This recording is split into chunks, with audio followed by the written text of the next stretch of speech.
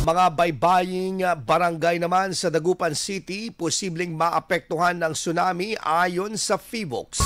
Para sa detalye kasama natin, Idol Neil Muyano. 104.7 IFM. Report!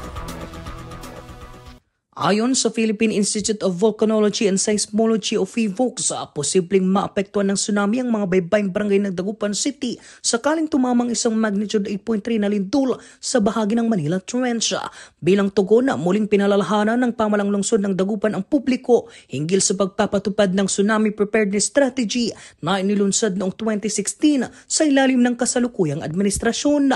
Kabilang sa mga hakbang ng paghahanda at pagpaplano ng bawat pamilya at ang agarang paglikas patungo sa mga itinakdang evacuation center, paaralan o pribadong gusaling aprobado ng lungsod sa oras na tumunog ang sirena ng babala mula sa DOST.